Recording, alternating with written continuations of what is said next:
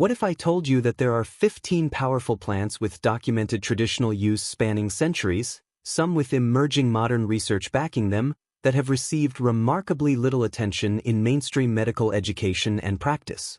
I'm talking about plants that traditional healers across multiple continents valued highly, plants that show genuine promise in preliminary studies, yet remain largely unknown to most people today. These aren't exotic, impossible-to-find specimens. Many grow wild in various regions, some can be cultivated in home gardens, and others are available through herbal suppliers. Today, I'm revealing these 15 overlooked plants, what makes each one special according to traditional wisdom and modern research, and why they deserve far more attention than they've received. By the end of this video, you'll understand a dimension of botanical medicine that mainstream healthcare has largely passed by. Here's the challenge we're facing. Throughout the 20th century, as pharmaceutical medicine became the dominant healthcare paradigm in Western countries, research funding, medical school curricula, and clinical practice increasingly focused on synthetic drug development and pharmaceutical interventions.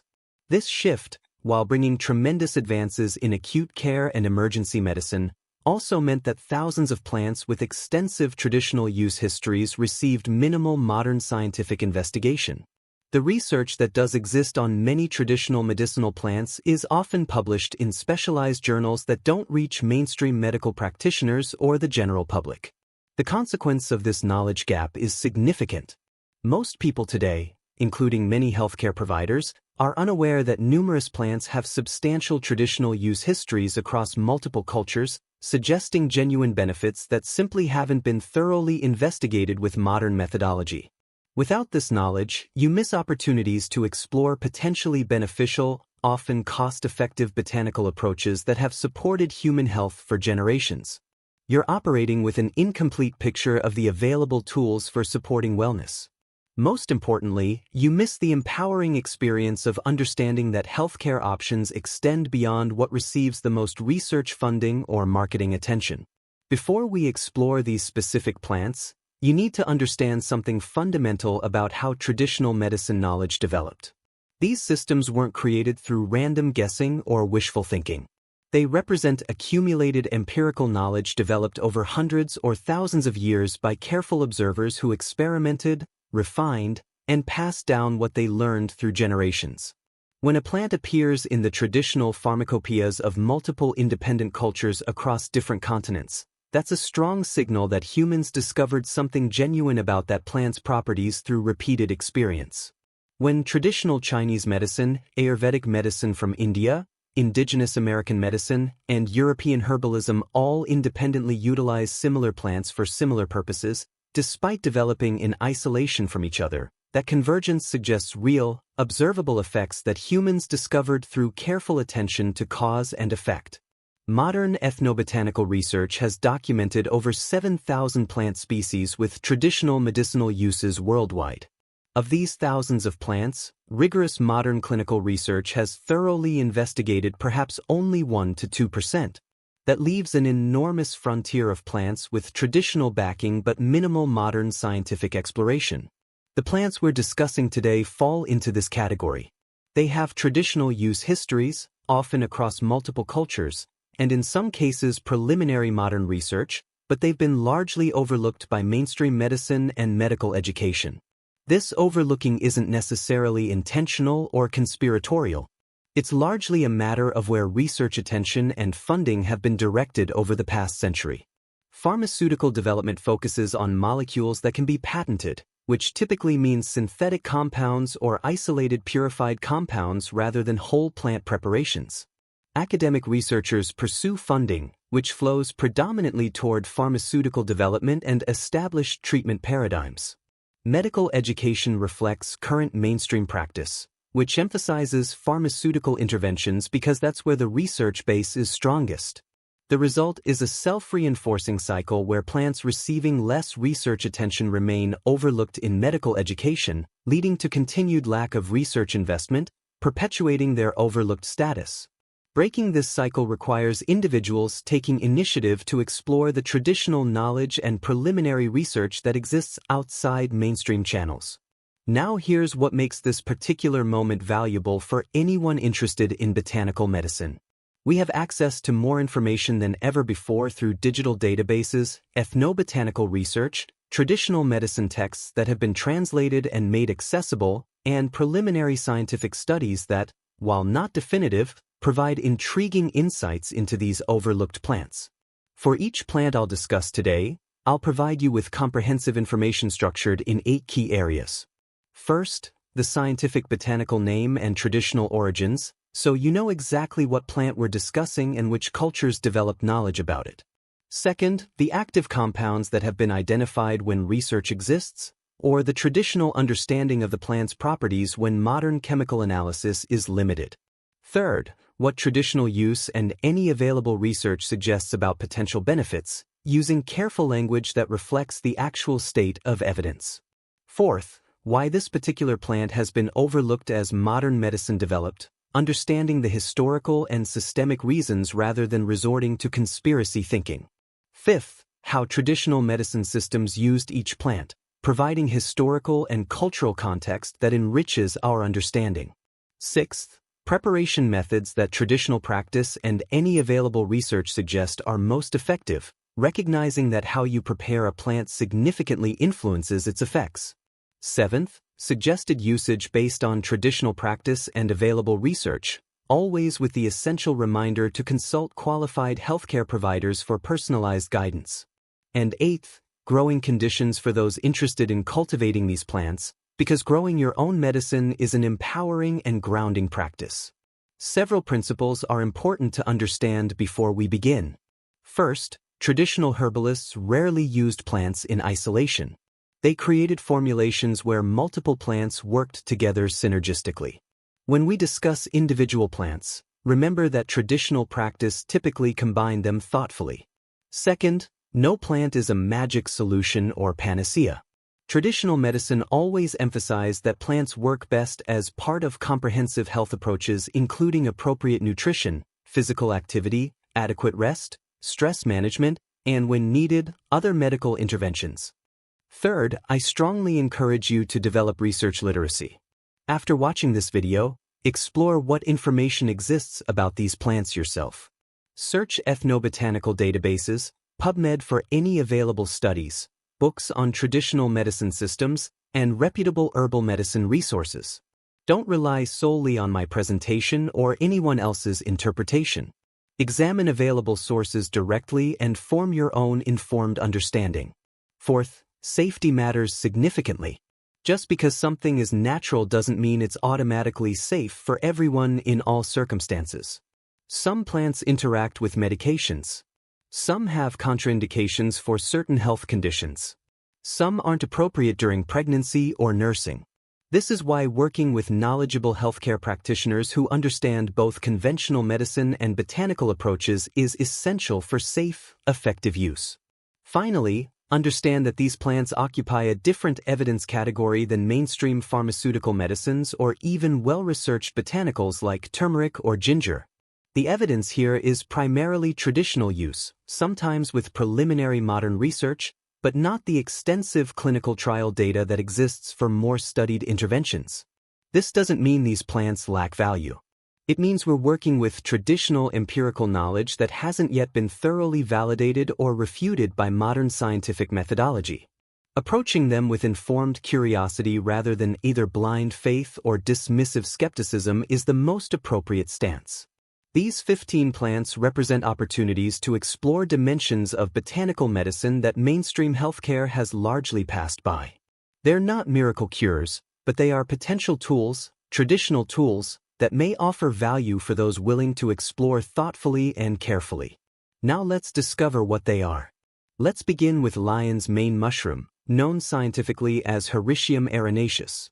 While technically a fungus rather than a plant, its traditional medicinal use warrants inclusion.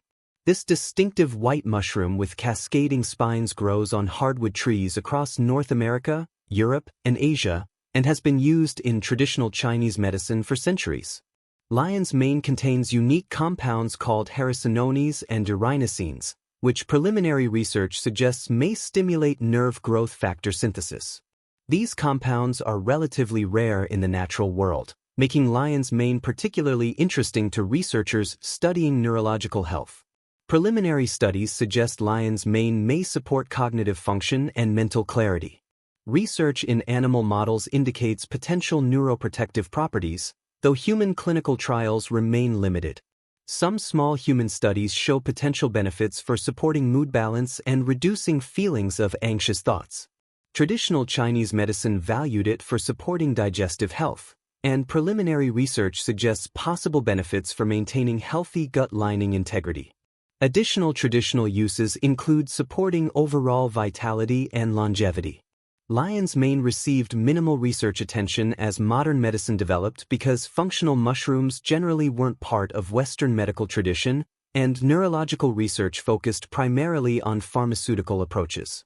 Only recently has interest in medicinal mushrooms expanded in Western scientific circles. Traditional Chinese medicine used lion's mane both as food and medicine, particularly for supporting digestive health and overall vitality. Buddhist monks reportedly used it to enhance focus during meditation. It was considered a delicacy reserved for nobility in ancient China. Lion's mane can be consumed as food when fresh, cooked like other culinary mushrooms. For medicinal purposes, hot water extraction or dual extraction, alcohol and water, is typically used to access different beneficial compounds. Modern supplements provide standardized extracts in capsule or powder form. Traditional use suggests 500 to 3,000 milligrams of extract daily, or 1 to 3 grams of fresh mushroom cooked in food several times weekly. Consult your healthcare provider for personalized guidance, particularly if you have mushroom allergies. Lion's mane can be cultivated at home using mushroom growing kits or logs inoculated with spores, though it requires specific humidity and temperature conditions. It grows naturally on hardwood trees in temperate forests. Chaga mushroom, or Inonotus obliquus, is another overlooked medicinal fungus that grows primarily on birch trees in cold climates across the northern hemisphere. Traditional use spans Russian, Scandinavian, and indigenous North American medicine systems for centuries. Chaga contains extremely high levels of antioxidants, particularly melanin compounds, along with polysaccharides including beta-glucans and various triterpenes. The antioxidant content of chaga ranks among the highest measured in natural substances. Preliminary research suggests chaga may provide significant antioxidant support, potentially protecting cells from oxidative stress. Studies indicate possible immune-supporting properties through polysaccharide content. Traditional use for supporting healthy inflammatory responses has been explored in some animal research. Some preliminary studies suggest potential benefits for supporting healthy blood sugar metabolism. Traditional use for general vitality and longevity has made it a popular tonic in Russian folk medicine. Chaga was overlooked in Western medicine because it doesn't fit conventional pharmaceutical models, requires complex extraction for bioavailability, and traditional use was primarily in regions outside mainstream Western medical influence. Russian folk medicine has used chaga for centuries as a health tonic, calling it the king of mushrooms. Siberian traditional medicine used it to support immunity and vitality. Indigenous peoples in North America used it for various health-supporting purposes. Alexander Solzhenitsyn wrote about chaga's traditional use in his novel, Cancer Ward, bringing some Western attention to it. Chaga cannot be consumed raw.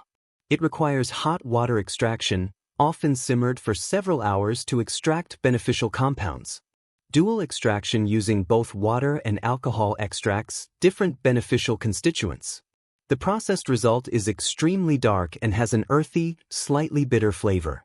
Traditional use suggests 1 to 2 grams of chaga extract or several cups of chaga decoction daily. Modern supplements provide standardized polysaccharide and triterpene content. Consult your healthcare provider for personalized guidance. Chaga cannot be cultivated like other mushrooms because it requires a living host tree and takes years to develop. It's wild harvested, making sustainable sourcing important. Only harvest from live birch trees and leave sufficient material for regeneration. He Shou Wu, scientifically Polygonum multiflorum or Fallopeia multiflora, has been used in traditional Chinese medicine for over 1,000 years as a powerful longevity tonic, yet remains largely unknown in Western healthcare.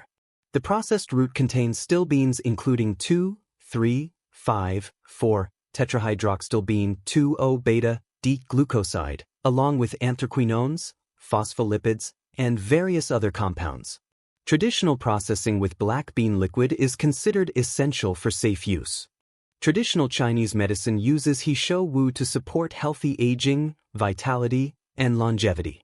Some research suggests potential antioxidant properties and possible benefits for maintaining healthy cholesterol levels.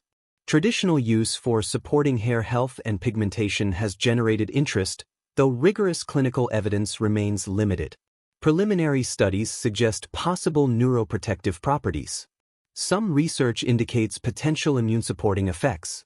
He Shou Wu was overlooked in Western medicine partly because the name only became known outside China relatively recently, and partly because improper processing has led to safety concerns that may have dampened research interest, despite traditional use emphasizing proper preparation.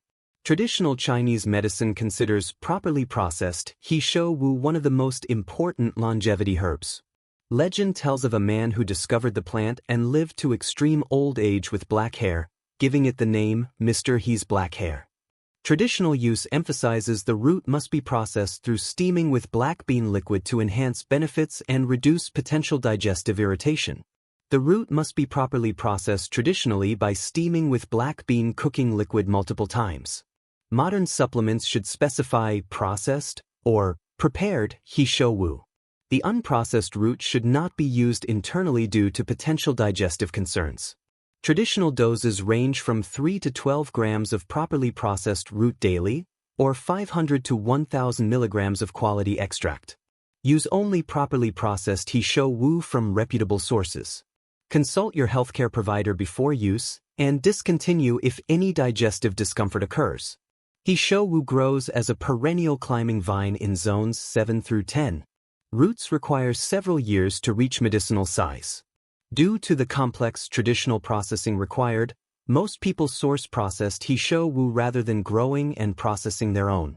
Sistanche, or Sistanche deserticola, called Ro Tsong Rong in Chinese meaning desert ginseng, is a parasitic plant that grows in desert regions of China and Mongolia. Traditional Chinese medicine has valued it for over 1,800 years as a powerful tonic.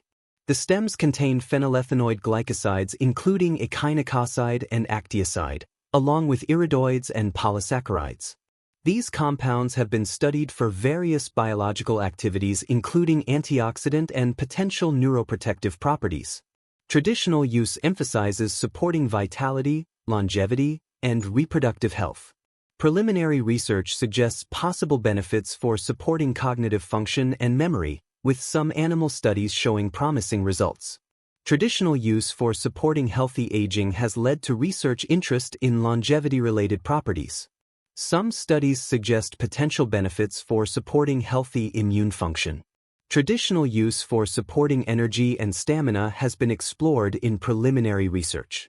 Sistanche was overlooked in Western medicine because it grows only in specific desert regions, making it relatively unknown outside traditional Chinese medicine circles, and because research attention has focused on more accessible botanicals. Traditional Chinese medicine considers Sistanche one of the most valued tonic herbs for supporting kidney yang according to traditional energetic theory. It was historically so valued that it was sometimes given as imperial tribute. Traditional use emphasizes supporting vitality, longevity, and healthy aging. The fleshy stem is traditionally prepared by slicing and soaking in wine, or decocted in water. Modern preparations typically use standardized extracts quantifying phenylethanoid glycoside content. Traditional doses range from 3 to 10 grams as decoction, or 200 to 600 milligrams of standardized extract daily. Consult your healthcare provider for personalized guidance, particularly if you have hormone-sensitive conditions. Sistanche is difficult to cultivate because it parasitizes the roots of specific desert plants. It's primarily wild harvested from desert regions, making sustainable sourcing important. Most people source it rather than attempting cultivation. Cordyceps militaris is a fascinating fungus that, unlike its famous relative Cordyceps sinensis, can be cultivated and is more accessible. Traditional use in Tibetan and Chinese medicine spans centuries. Cordyceps contains cordycepin, a unique compound structurally similar to adenosine, along with polysaccharides, ergosterol, and various other bioactive constituents. Cordycepin has been studied for various biological activities. Traditional use emphasizes supporting energy, stamina, and athletic performance. Some research suggests potential benefits for supporting healthy oxygen utilization and physical endurance, though more rigorous human trials are needed. Preliminary studies indicate possible immune-supporting properties through polysaccharide content. Traditional use for supporting respiratory health has been explored in some research. Some studies suggest potential benefits for supporting healthy blood sugar metabolism and cardiovascular function. Cordyceps was overlooked partly because the wild form is extremely rare and expensive, growing only at high altitudes in the Himalayas, and partly because fungal medicine wasn't part of Western medical tradition. Cultivation of Cordyceps militaris has made research more feasible recently. Traditional Tibetan and Chinese medicine valued wild cordyceps extremely highly as an energy and longevity tonic. It was traditionally reserved for nobility due to extreme rarity. Yak herders reportedly discovered it by observing that yaks eating the fungus became more energetic and vigorous. Cordyceps is prepared as decoction, powder, or extract. Modern cultivation produces fruiting bodies that can be powdered or extracted. The cultivated Cordyceps militaris contains higher cordycepin levels than wild Cordyceps sinensis. Traditional and modern recommendations suggest 1 to 3 grams of Cordyceps powder or 400 to 1,000 milligrams of extract daily. Consult your healthcare provider for personalized guidance.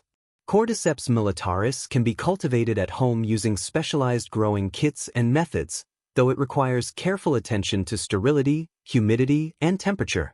Commercial cultivation has made it much more accessible than the wild Himalayan variety. Cistus incanus, or Cistus creticus, called Mediterranean rockrose, grows wild across the Mediterranean region. Traditional use in Greek and other Mediterranean folk medicine has been documented for centuries, yet it remains largely unknown in mainstream herbal medicine. The leaves contain extremely high levels of polyphenol, including various flavonoids and phenolic acids, giving it antioxidant capacity that ranks among the highest measured in plant materials. Traditional Mediterranean use emphasizes supporting immune health during seasonal challenges.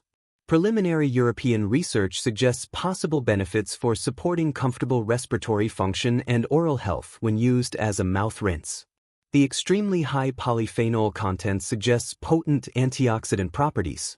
Some preliminary studies indicate possible antimicrobial properties. Traditional use for supporting skin health has been explored in limited research. Cistus incanus was overlooked in mainstream herbal medicine because traditional use was primarily regional in Mediterranean areas, and research attention has focused on more widely known botanicals even though preliminary European studies show promise. Greek and other Mediterranean traditional medicine used cistus for various health-supporting purposes. The resin historically had commercial value. Traditional preparation as tea was common practice for supporting health during winter months. The leaves and stems are prepared as tea, steeped in hot water for 5 to 10 minutes. The flavor is pleasant and aromatic. Modern preparations include standardized extracts quantifying polyphenol content.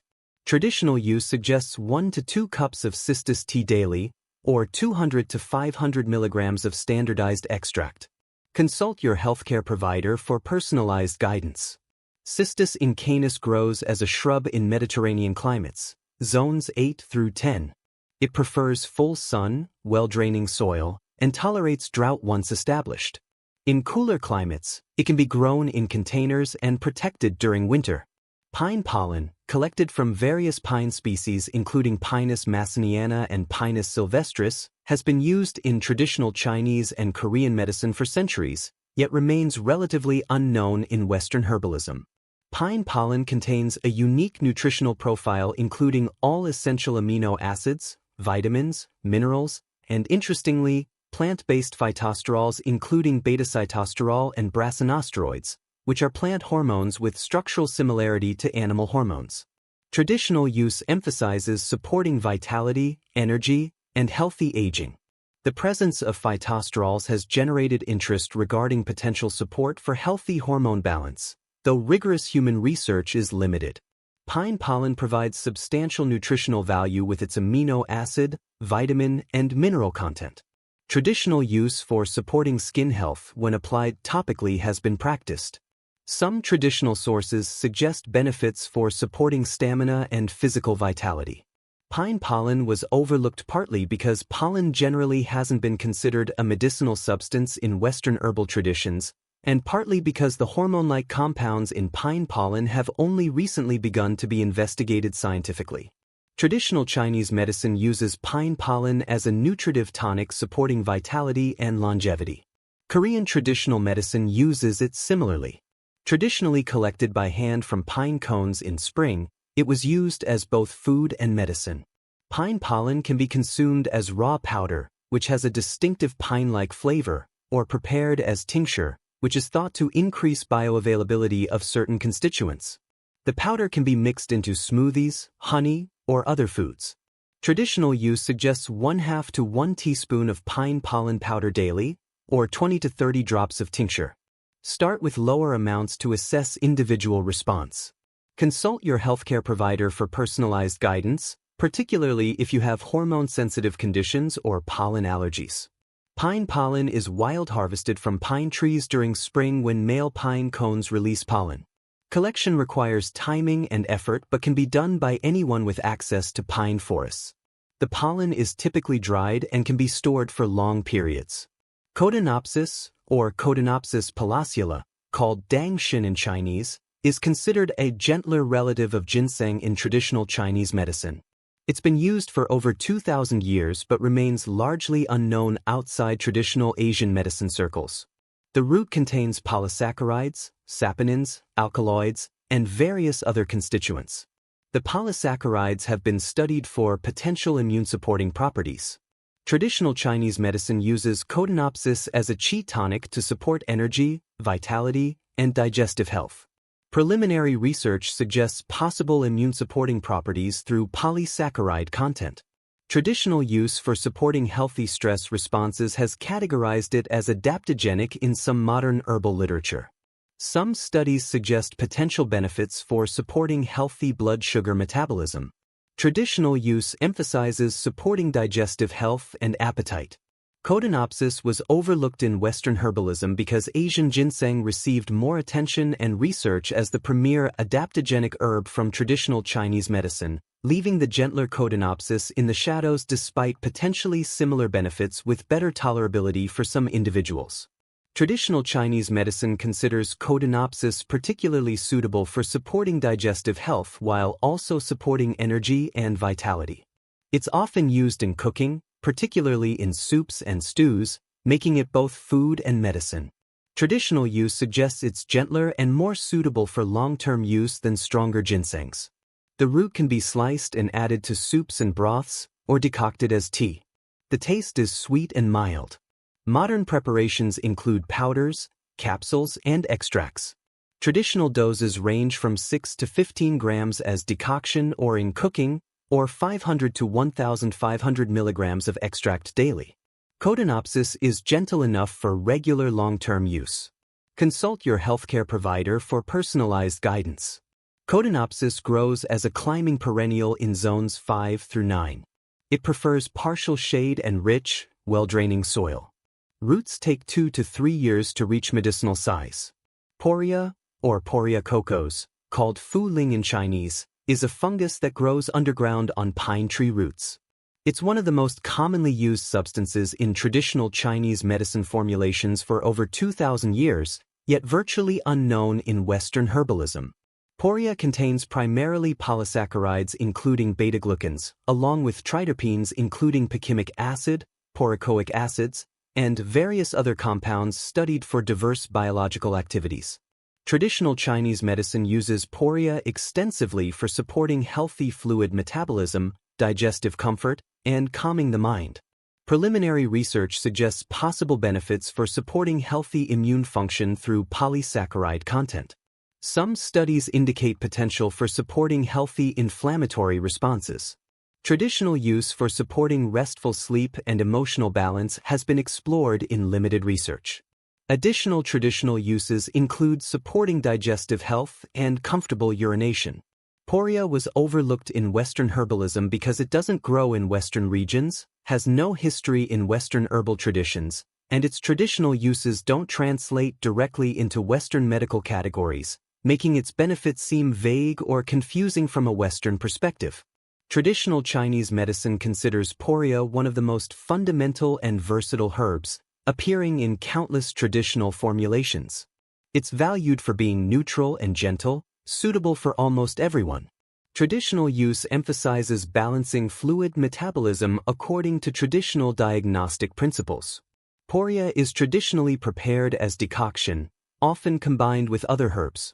Modern preparations include powder and extract forms. It has a neutral, slightly sweet taste. Traditional doses range from 6 to 15 grams as decoction, or 1 to 3 grams as powder or extract daily. Poria is considered extremely safe and gentle for long-term use. Consult your healthcare provider for personalized guidance. Poria grows underground on pine tree roots and cannot be easily cultivated. It's wild harvested, primarily in Asia. Most people source it rather than attempting to find or grow it themselves. Buplurum or Buplurum chinense, called chai hu in Chinese, has been used in traditional Chinese medicine for over 2,000 years in numerous classical formulations, yet remains virtually unknown in Western herbalism. The root contains psychosaponins, unique triterpene saponins studied for various biological activities including potential effects on inflammatory responses and stress adaptation. Traditional Chinese medicine uses Buplurum in formulas designed to harmonize and regulate various body functions according to traditional energetic theory. Modern research has explored its traditional use for supporting healthy liver function and comfortable digestion. Some studies suggest possible benefits for supporting healthy inflammatory responses. Traditional use for supporting emotional balance and stress adaptation has led to its classification as adaptogenic in some modern contexts. Preliminary research indicates possible immune-modulating properties. Buplurum was overlooked in Western herbalism because it has no history in Western traditions. Its traditional uses are described in energetic terms that don't translate easily to Western medical language, and research attention has focused on more well-known adaptogens. Traditional Chinese medicine considers Buplurum essential for formulations that harmonize and regulate the flow of qi according to traditional diagnostic principles. It appears in many classical formulas, particularly those addressing stress, digestive discomfort, and emotional imbalances from a traditional perspective. The root is traditionally prepared as decoction, almost always in combination with other herbs rather than used alone. Modern preparations include extracts standardized for psychosaponin content. Traditional doses range from 3 to 9 grams as decoction in formulas, or 200 to 500 milligrams of standardized extract daily. Buplurum is typically used in combination with other herbs following traditional formulation principles. Consult your healthcare provider and ideally work with a practitioner trained in traditional Chinese medicine for appropriate use. Buplurum grows as a perennial in zones 4 through 9, preferring full sun and well-draining soil. The root takes 2 to 3 years to reach medicinal size. It's relatively easy to grow but requires patience for root development. Schisandra, or Schisandra chinensis, called Wu Wei Zi meaning five-flavor berry, in Chinese, has been used for over 2,000 years in traditional Chinese medicine but remains underutilized in Western herbalism despite some modern research. The berries contain lignans including schizandrin, schizandrol, and gamacin A, studied for potential hepatoprotective, adaptogenic, and cognitive supporting properties. Traditional use emphasizes supporting liver health, mental clarity, and physical endurance. Research suggests potential benefits for supporting healthy liver enzyme function and the body's natural detoxification processes. Studies indicate possible cognitive supporting effects, including improved concentration and mental clarity. Traditional use as an adaptogen supporting healthy stress responses has been explored. Some research suggests potential benefits for supporting physical endurance and reducing fatigue. Additional studies indicate antioxidant properties. Schisandra was overlooked partly because it wasn't widely available outside Asia until relatively recently, and partly because research and popular attention focused on more aggressively marketed adaptogens like ginseng and rhodiola. Traditional Chinese medicine classifies Schisandra as one of the 50 fundamental herbs, using it to support multiple organ systems according to traditional energetic principles. Russian research in the Soviet era studied it for supporting endurance and mental performance. Traditional use includes supporting sexual health and reproductive vitality. The dried berries can be prepared as tea or decoction, though the taste is intensely complex with all 5 flavors present. Tinctures and standardized extracts provide more palatable options. Traditional doses range from 1.5 to 6 grams of dried berry as decoction, or 500 to 2,000 milligrams of extract daily. Schisandra works best with consistent use over time. Consult your healthcare provider for personalized guidance. Schisandra grows as a woody climbing vine in zones 4 through 8, preferring partial shade and consistent moisture. Female plants produce berries but require a male plant for pollination. Berries ripen in late summer. Polygala or Polygala tenuifolia, called yuanji in Chinese, has been used in traditional Chinese medicine for over 2,000 years specifically for supporting cognitive function and emotional health, yet remains virtually unknown in Western herbalism. The root contains triterpenoid saponins including tenuifolin, along with xanthones and oligosaccharide esters, studied for potential neuroprotective and cognitive supporting properties. Traditional Chinese medicine uses polygala specifically to calm the spirit and enhance mental clarity according to traditional concepts. Preliminary research suggests possible benefits for supporting cognitive function including memory and learning. Some studies indicate potential neuroprotective properties in animal models. Traditional use for supporting emotional balance and restful sleep has been explored in limited research. Additional traditional uses include supporting respiratory comfort by promoting comfortable expectoration. Polygala was overlooked in Western herbalism because it has no history in Western traditions, grows primarily in Asia, and cognitive supporting botanicals from Western traditions received more attention and research. Traditional Chinese medicine considers polygala one of the important herbs for supporting mental and emotional health, using it in formulas designed to calm the spirit, improve memory, and support mental clarity. It appears in classical formulas for these purposes dating back over 2,000 years. The root is traditionally prepared as decoction, often in combination with other herbs. Modern preparations include extracts. Traditional processing sometimes involves honey to enhance beneficial properties and reduce potential irritation. Traditional doses range from 3 to 9 grams as decoction, or 200 to 600 milligrams of extract daily. Consult your healthcare provider for personalized guidance. Polygala grows in zones 6 through 9, preferring well-draining soil and full sun to partial shade. The root takes several years to reach medicinal size. It's relatively uncommon in cultivation, so most people source it rather than growing it. Albizia, or Albizia gilabrissin, called He Huan in Chinese meaning collective happiness, is known as the mimosa tree or silk tree. The bark and flowers have been used in traditional Chinese medicine for centuries but remain overlooked in Western herbalism. The bark contains triterpene saponins including gilabroside, along with various flavonoids and other constituents studied for potential effects on mood and nervous system function. Traditional Chinese medicine uses albizia specifically for supporting emotional well-being, lifting the spirits, and promoting restful sleep. Preliminary research in animal models suggests possible anxiolytic and mood-supporting effects, though human clinical research is extremely limited. Traditional use for supporting restful sleep has been practiced for centuries. Some traditional sources suggest benefits for supporting comfortable healing of minor skin irritations when applied topically.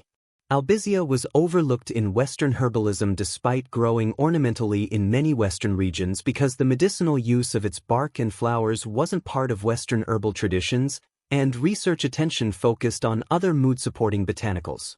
Traditional Chinese medicine considers albizia particularly valuable for supporting emotional health after loss or trauma, using it to help lift melancholy and promote feelings of joy.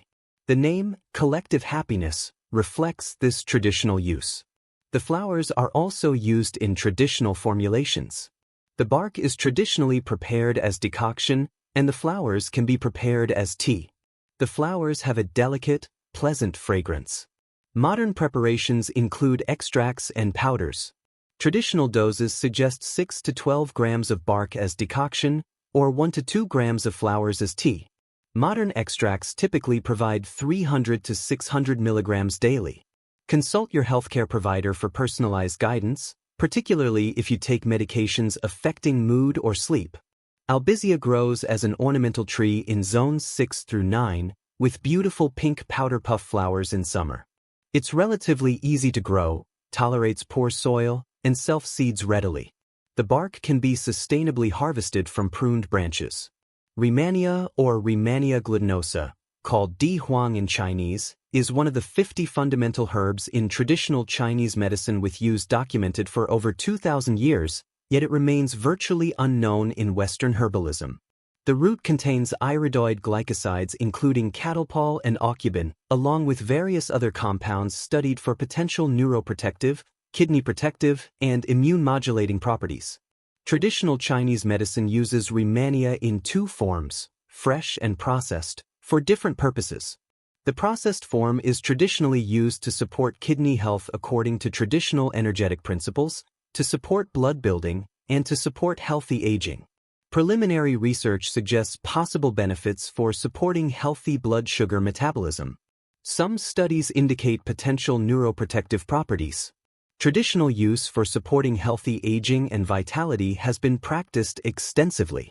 Rehmannia was overlooked in Western herbalism because it has no history in Western traditions. Its traditional uses are described in traditional Chinese medical terminology that doesn't translate directly to Western concepts, and cultivation requires specific knowledge. Traditional Chinese medicine considers processed Rehmannia one of the most important blood-nourishing and yin-supporting herbs according to traditional energetic theory. It appears in numerous classical formulas for supporting vitality, healthy aging, and addressing various imbalances from a traditional perspective. Fresh Rehmannia and processed Rehmannia are used differently in traditional practice. The root is traditionally processed through multiple steamings and dryings with rice wine, transforming its properties according to traditional understanding. Modern preparations include extracts from appropriately processed root. Traditional doses range from 9 to 30 grams as decoction, or 500 to 1,500 milligrams of extract daily. Rehmannia is often used in traditional formulas rather than alone.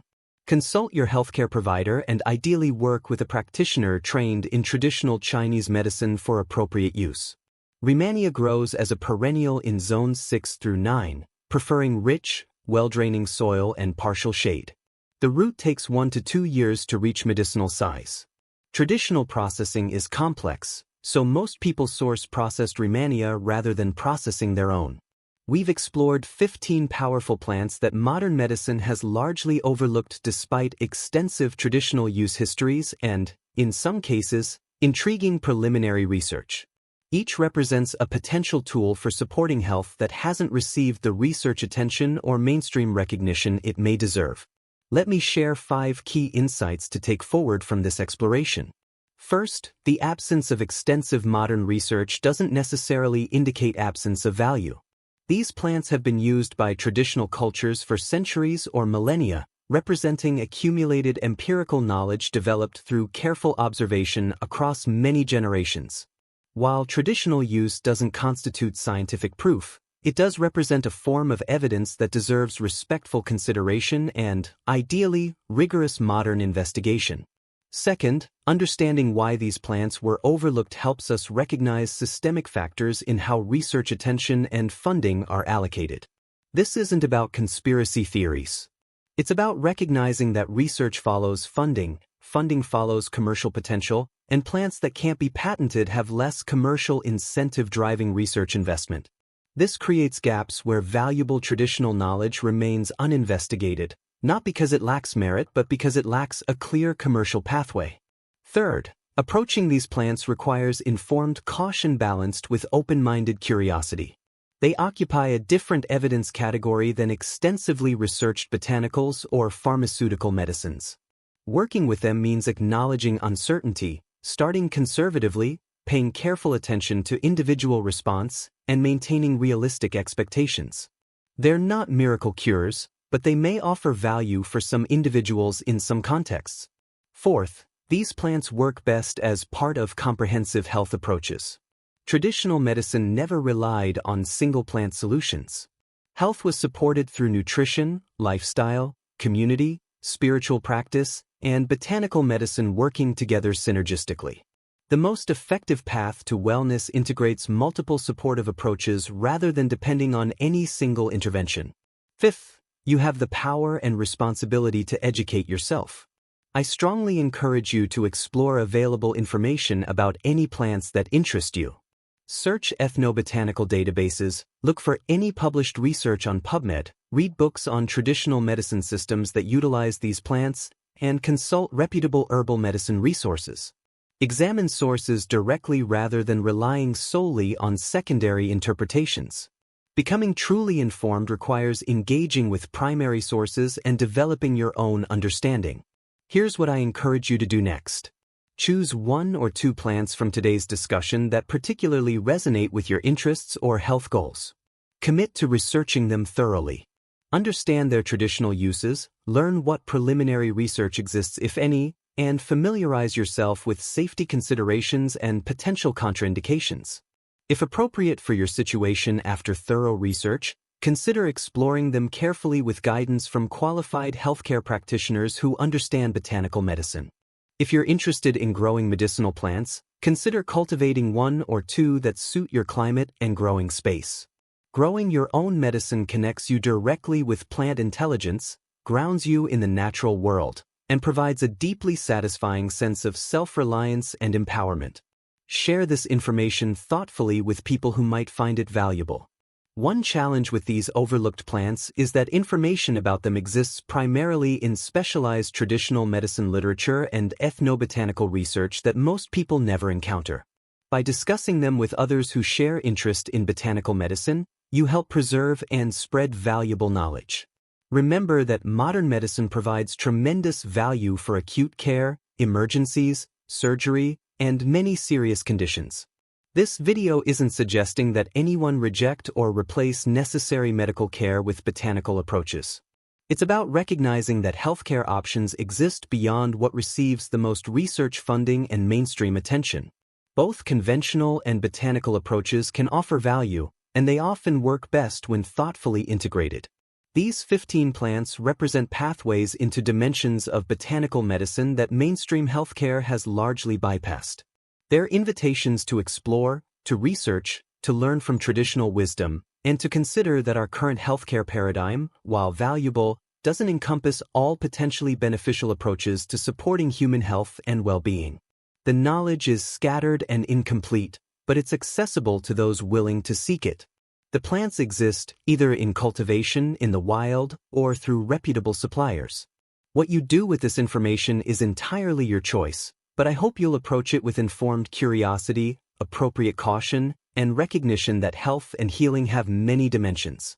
If you found this exploration valuable and want more content examining overlooked areas of botanical medicine and traditional healing wisdom, please subscribe to this channel. Comment below telling me which of these 15 plants surprised you most or which you're most interested in researching further. If you have experience with any of these plants, I'd be genuinely interested to hear about it in the comments, with the reminder that personal experiences are valuable for generating hypotheses but don't constitute evidence for others. Share this video with anyone who shares interest in botanical medicine, traditional healing wisdom, or expanding their understanding of health beyond mainstream paradigms. Thank you for watching. I encourage you to continue researching, to work with qualified practitioners who respect both conventional and traditional approaches, and to explore thoughtfully how these overlooked healing plants might contribute to your journey toward optimal health and wellness. always recognizing that true healing involves body, mind, spirit, community, and the wisdom of both ancient traditions and modern science working together.